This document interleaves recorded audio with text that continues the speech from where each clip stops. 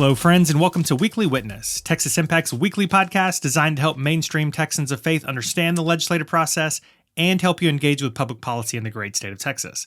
My name is Scott Atnip, your host and Texas Impact's Director of Public Witness, and today we're going back-to-back with United Methodist Bishops as we welcome Bishop Ruben Saenz from the Horizon Texas Annual Conference.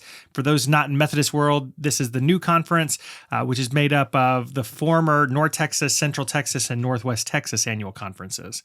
And we thought this was a timely conversation because Bishop Saenz and other United Methodist bishops in the South Central jurisdiction wrote a pastoral letter addressing how we treat our immigrant neighbors. Immigration is clearly an issue that's front and center in response to the opening days of the Trump administration, but we also expect it to be a hot topic during this legislative session here in Texas. And so it's important that faith leaders, and especially Texans of faith, clearly state our desire to live out our faith principles. In the letter, the bishops call us to unite around the following principles: welcoming the stranger, treating all people with dignity and respect, and showing compassion for those in vulnerable situations. Seems simple, right? But we have so much work to do on this and so many other issues. If you're interested in working on immigration during the legislative session, guess what? Texas Impact has a team for you. Check out the Action Center at texasimpact.org and sign up for Texas Impact's immigration team. While you're there, you can check out all of the other teams to sign up for a team to work on issues that are important to you. Because we're going to need you in this fight for justice and equity in Texas. And y'all, it has been exciting to see so many of you engaged so early in the session, and I can't wait to see where we go from here. We look forward to seeing rapid response team members in our Marching Orders Monday Zooms, or sharing our Ledge TV clips from the Texas Impact YouTube channel. There's some really great ones from the voucher hearing that just took place in the Senate. We look forward to resourcing your work throughout the legislative session, but for today, I hope you enjoyed this week's conversation with Bishop Ruben Saenz.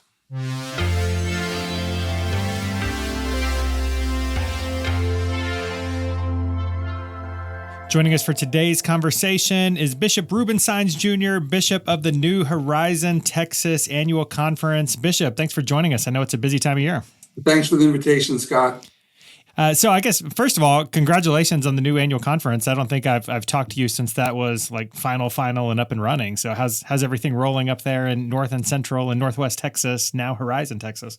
Well, we've been at it almost for 2 years, and we were really on a fast track for 18 months. But, things came together. We had over 300 people involved in the process, directly involved, and teams getting all the different parts of the conference together. We got it approved at annual conference, jurisdictional conference, and then at our special call conference this past September. So as of January the 1st, we're legally the New Horizon Texas Conference. So everything we do from here on out is our first ever. It's real. So this is my first ever. We've had bishops from many of those annual conference on the podcast in the past, but this is the first podcast appearance by a bishop of the Horizon Texas. The Horizon Texas Conference. That's right. This is the first time. So thanks for being here and thanks for doing it. I know it is a busy time. It's also a busy time in the world, Bishop. There is a lot going on in the world. And sometimes you as faith leaders feel a need to respond. And I know that many of the United Methodist bishops in Texas and the surrounding states crafted a pastoral letter in response to the trauma our migrant neighbors are either expecting or currently experiencing.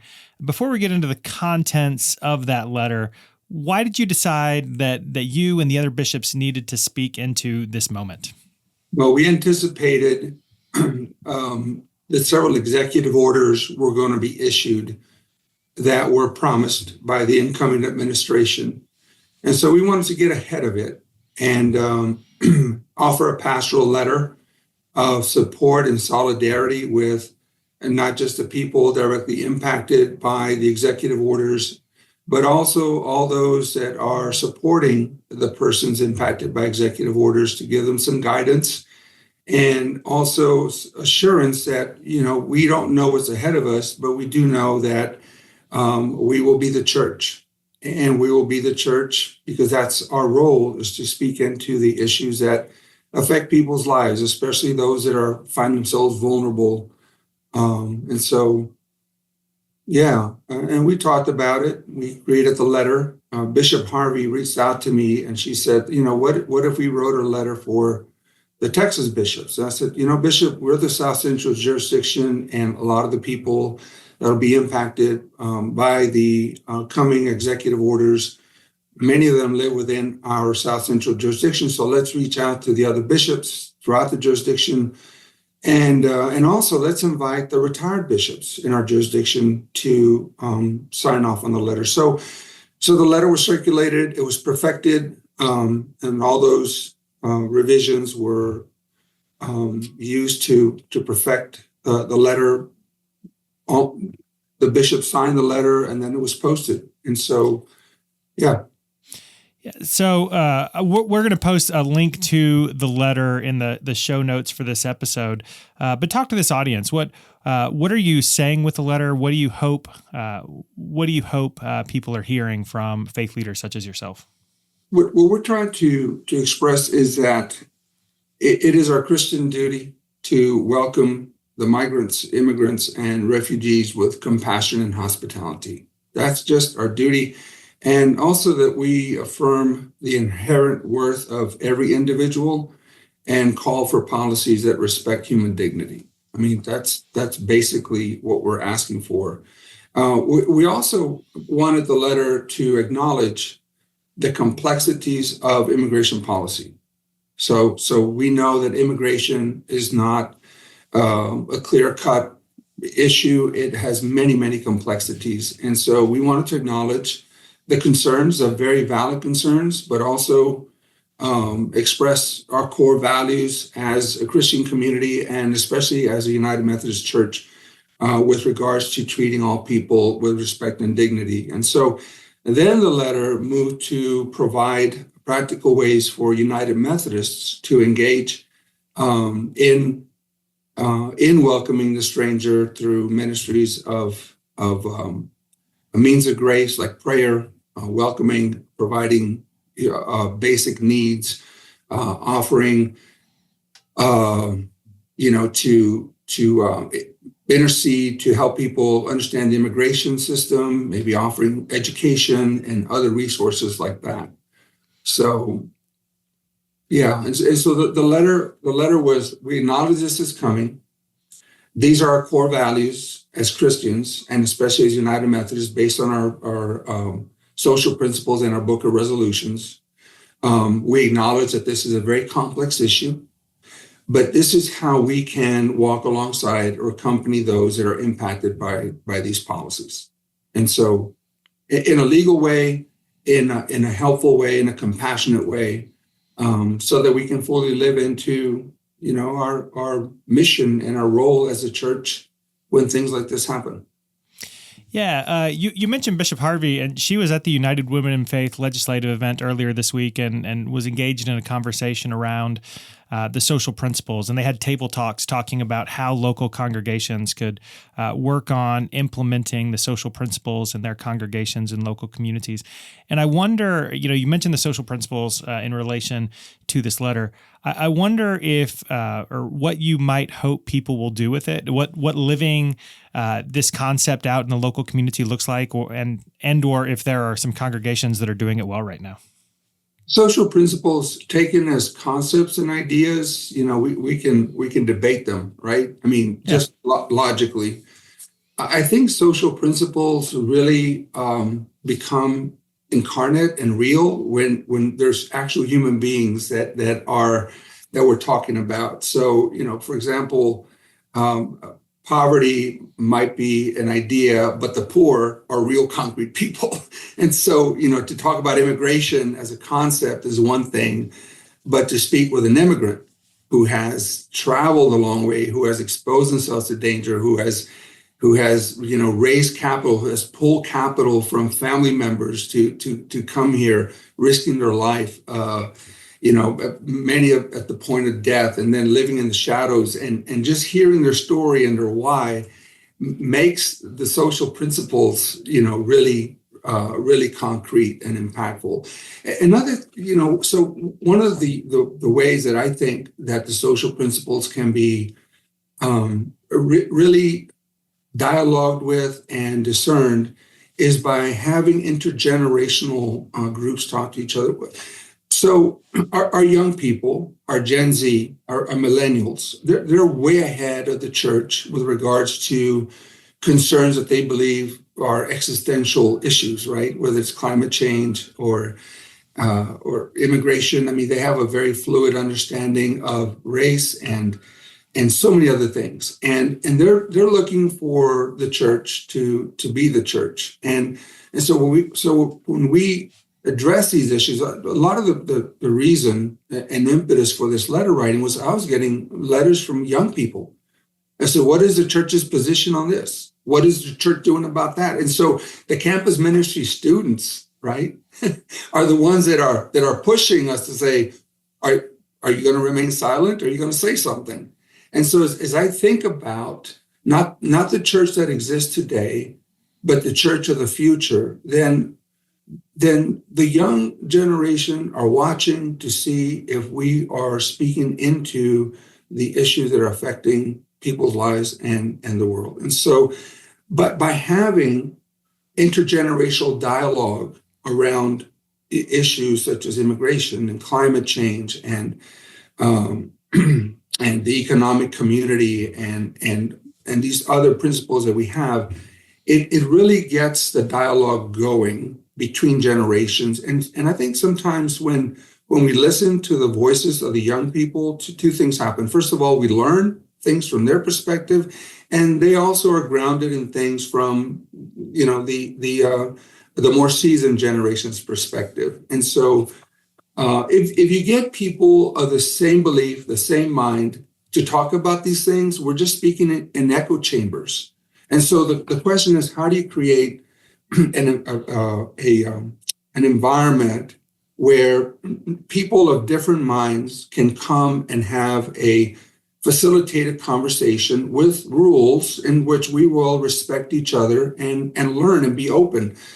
Unfortunately, many of us, I'm going to include myself, it's really hard to open ourselves up to hear opposing views, right?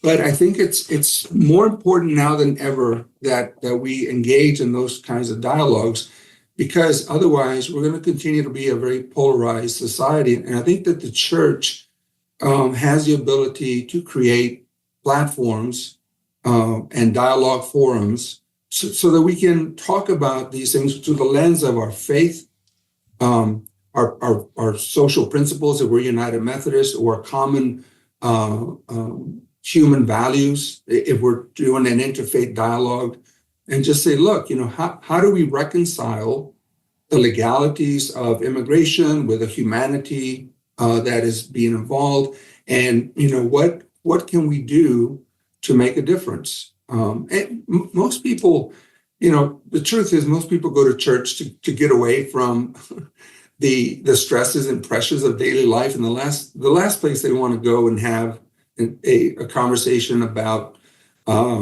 divisive issues is the church, right? They just want church to be a sanctuary. So that makes it even more difficult. But if we begin to invite people into those spaces as part of our formation and our discipleship process, then I think it needs to be done with a lot of care and a lot of wisdom and compassion and understanding.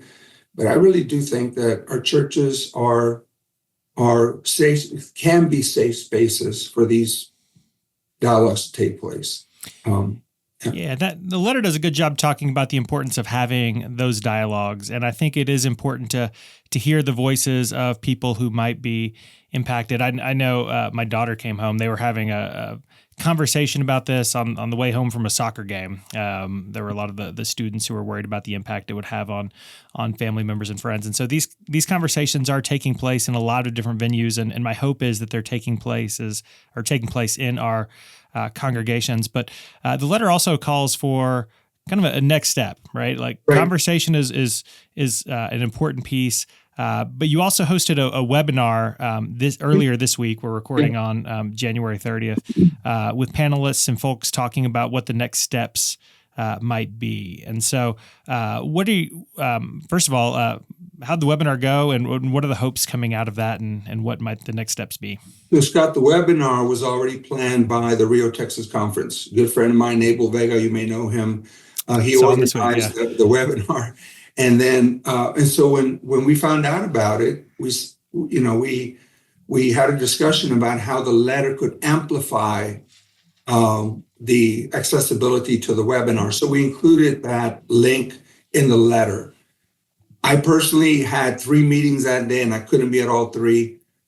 So I still need to view the webinar. But I know all of the participants that were the panelists, because I was in the Rio, Texas conference, for most of my ministry, and I've done immersion experiences in the border. So I'm and I am from the border, and so I am from the Rio Grande Valley. I grew up in Rio Grande City by the Rio Grande River, and we had a very fluid border, right? And so, we go across to Mexico, and people from Mexico come across. So immigration for me is not as tensive as it is for many people, because I Right. just grew up around it. So I have a lot of comfortability with it. But I will tell you that I had a staff meeting. And when I was at a meeting I had to step away for, but they all viewed it, and they all said it was extremely helpful, that the issues were articulated well, and that they got a good sense for the good work that's going on in the Valley, and some of the challenges that the migrant communities are facing, and some of their fears and apprehensions. And so I will view it this week, but I did not see it, but I understand it was very helpful. Yeah, fair enough. I also have yet to see it, but I know we had our Capitol Day with United Women in Faith at the same time. And I know Cindy Johnson stepped away to go across the street to record. But I guess webinar aside, what do you hope congregations, what do you hope people of faith will do to respond to our neighbors over the coming weeks, months, and years? I just hope that our congregations will see this as an opportunity for integrating faith and action. And I think that's United Women in Faith, logo, faith and action, right? It's not, a faith without works is dead. And so, but this is a time when we can really practice what we say we believe in, and who we say we follow in the ways of Jesus. And so it's a clarifying moment for us as a church community. Anytime there's a social issue, be it war, Vietnam, be it Iraq, be it racial tensions, be it immigration issues, we have a framework to look at these issues and respond with a uniquely Christian perspective that speaks into the public square in the ways that other entities or other persons with other interests might not be able to. And so that voice and that perspective, that clarifying perspective, is extremely important, but it needs to be, thought out and careful, and also it's going to contribute to broaden understandings. But we find hope in many places, right? Number one, we find when we act upon our convictions, we're expressing our hope, right? Because acting upon our convictions is really, it's either a form of affirmation that yes, we're in favor of this, or it's a form of resistance. We're not in favor of this. And so we're expressing our hope for the world that we envision. And in the Horizon Texas Conference, our vision is, our mission is to make disciples, but our vision is we are followers of Jesus Christ, seeking the loving, just, and free world God imagines for all people.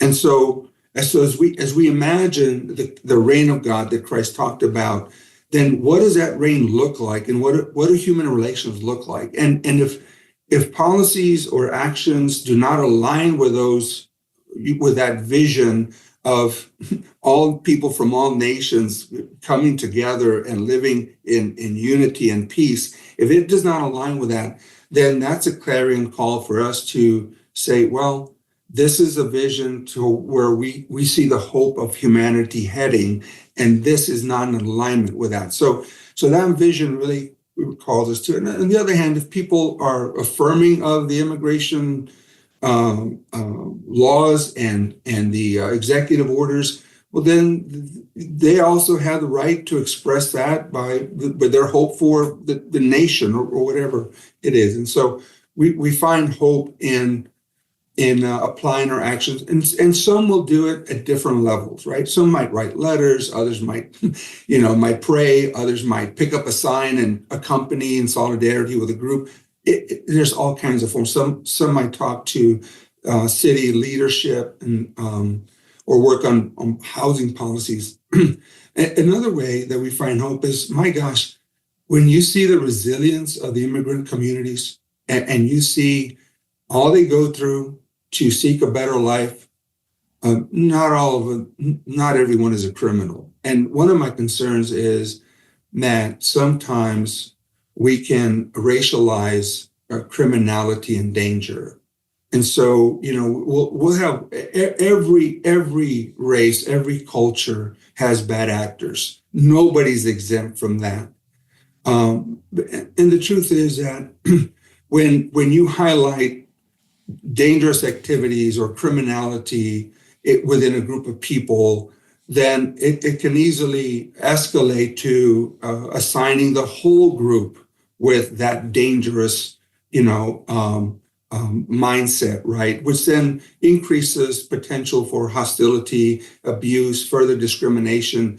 And so the racialization of groups of people based on the bad actions of people that harm others in various means is just not a fair assessment. There's a lot of people that are contributing to our society. And so lumping them all into one dangerous group is dangerous in and of itself. We've seen what happens when groups of people get labeled as dangerous and suspicious, and it leads to terrible things. And I want to talk. Yeah, I want to talk about that a little more because I do think, and I'm going to ask you to put on your pastoral hat here for a second. I know you're always wearing it, but I do think there are a lot of people, especially people of color, who are afraid right now. And I was talking with a young woman with tears in her eyes earlier this week, fearful for what her family might face in the coming weeks and months. You are certainly connected to the border. You are certainly connected with the community. And I know there are many in your flock and millions of others who are feeling desperate, who are feeling hopeless, who are feeling fearful, who are feeling angry.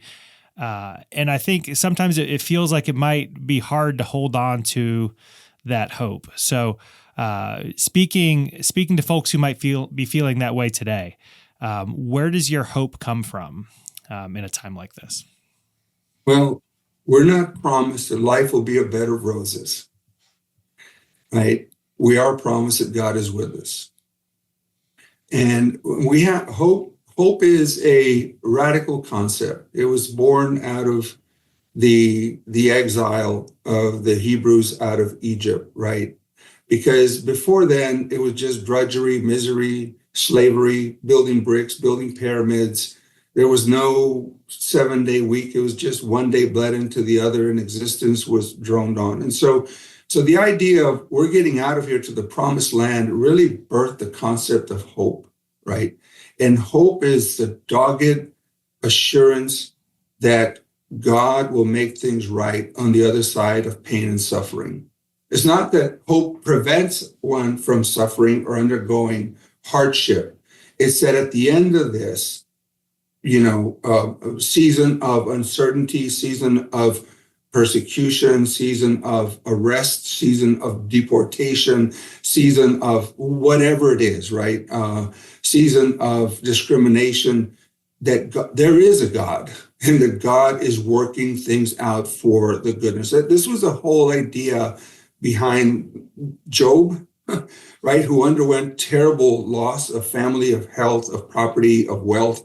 But he held on. He said, I know my Goel lives, right? And so God is just, and God must make this right, if not on this side of life, on the other. Now, I know that is very esoteric, and it's not helpful for people who have their doors knocking on and their houses surrounded with warrants and, and loaded up in planes. And out here, they might be going to Guantanamo Bay, some of them, or some of them will be transported back to the country of origin. I know it's not an escape clause, but it is something that we have hope for. And even as people of faith, we have hope that even in death we shall live again. And so we know that suffering and pain and trials do not ultimately have the last word. This is something that fueled the civil rights, the non-resistant demonstration, the nonviolent resistance demonstration, that the arc of justice bends towards righteousness, right? And so I don't know how else to say it. I mean, everyone wants this whole thing just to stop and to go away. It's not. It's not. It might even intensify and get worse. But our hope is that we're never abandoned, we're never forsaken. God will give us the grace to find new ways, open doors that might seem closed doors that are open. And God is with us as we walk through these valleys of shadows. And I think that's our hope. When in Scripture, when things looked hopeless, one of the things that people always wanted to know, will you go with me? Will I be alone in this? And they're not. And so the means of grace that we offer as a church, prayer, comfort, encouragement, sometimes giving people good information so that they can make good decisions about the immigration process, or just maybe providing food for a day, or doing anything that helps them along the journey. So I went to the Yad Vashem Museum in Israel, and they have the Hall of the Righteous. And in the Hall of the Righteous, they have I think it's the original 1,100 Jews that Schindler saved from the Holocaust. And, record statistics say that 6 million Jews were exterminated. Horrific, right? And that generation is dying.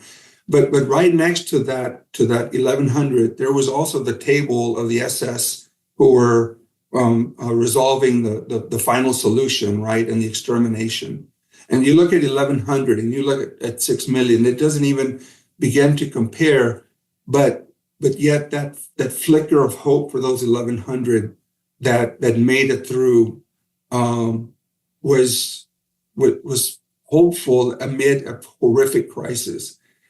Scott, I don't, words like this in a time where people are facing real crisis sometimes fall, as platitudes and as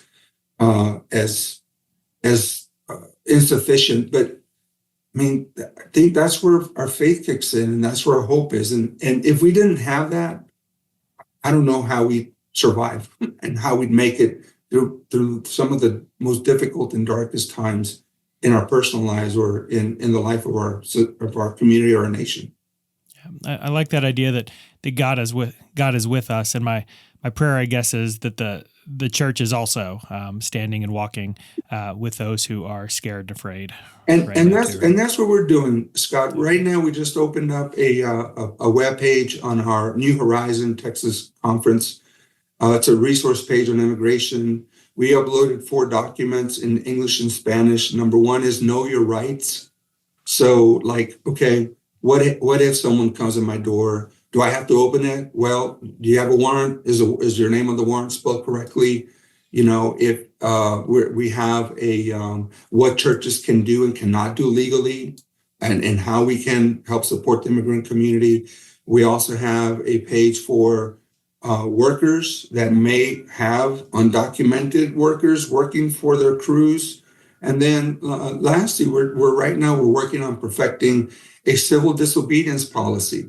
I know that some of our pastors and laity and maybe even some of our congregations may feel called to go and demonstrate peacefully, right? And so we're working on this policy so that pastors know, look, have you exhausted all avenues for resolution. Are these things that you're marching or demonstrating against? Do they clearly violate Christian principles or social principles? Have you informed your church? Have you made arrangements in case you get arrested?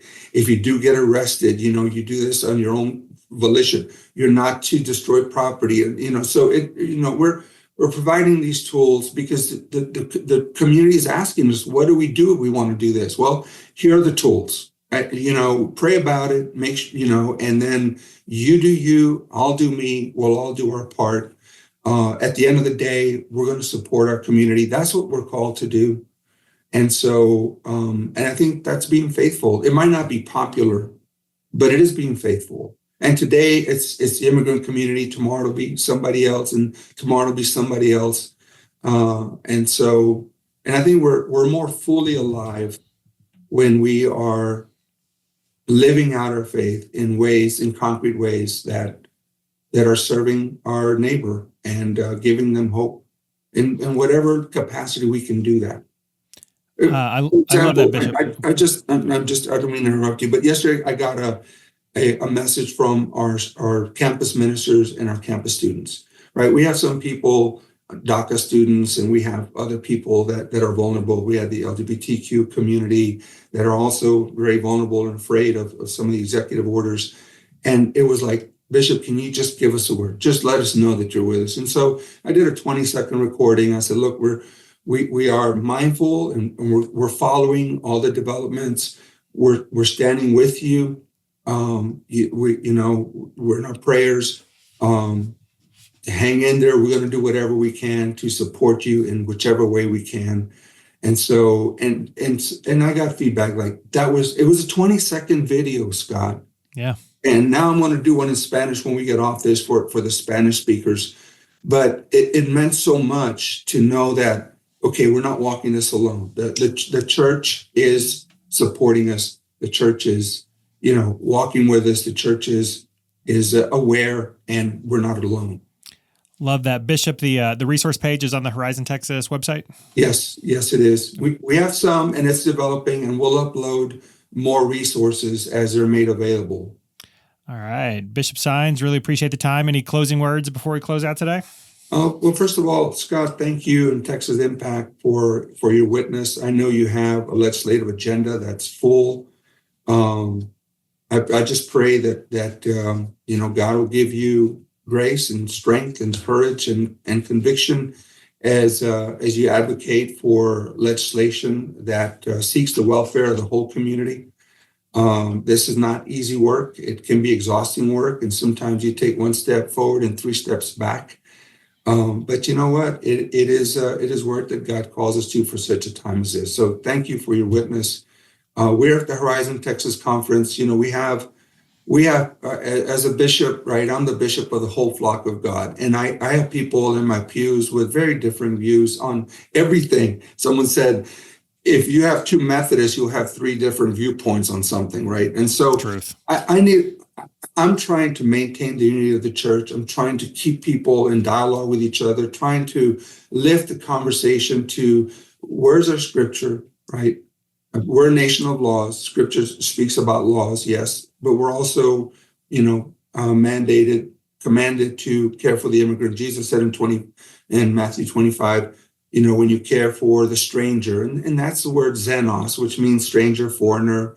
He specifically says, when you care for the foreigner, you do it for me. And so, the scripture says both. And so how do we as people of faith think about this and reflect on our beliefs and our activities through the lens of faith? And so, it's not easy because sometimes nobody can claim you either the right or the left, but you're just trying to, I have my own personal convictions, but in my role as bishop, it's to help the church form into the likeness and the maturity of Jesus Christ. I mean, that's my role. And I will do that by any and every means necessary. And hopefully at the end of this, we'll be stronger, more resilient, more Christ-like, and we'll make a difference in the world. And so it's a good time to be the church. Let me put it to you that way, right? It is a good time to be the church. And Bishop, we certainly appreciate your prayers, and we'll be praying for you and all of the other faith leaders throughout Texas, throughout the United States, who are working to maintain unity, do so in a respectful way, while walking with our neighbors who are fearing persecution. So Bishop, thank you so much for the time today. Thanks for all your work, and we'll look forward to talking with you again soon. Thanks, Scott. Bye.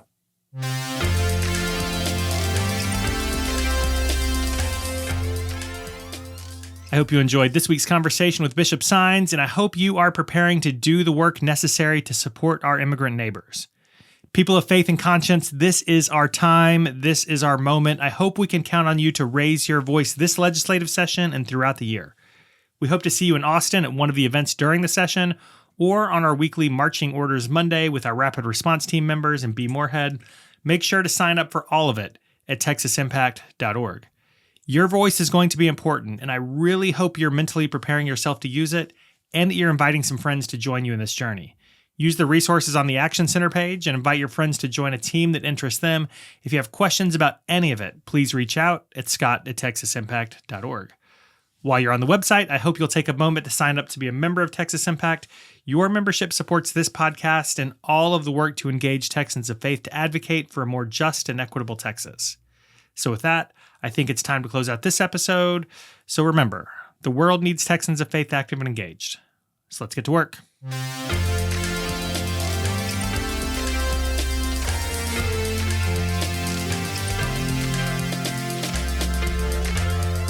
Weekly Witness is hosted by Scott Atnet, engineered and produced by David Fasalo.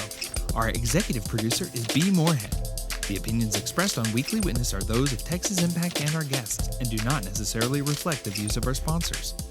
Weekly Witness is a product of Texas Impact, people of faith working for justice. Visit us online at texasimpact.org.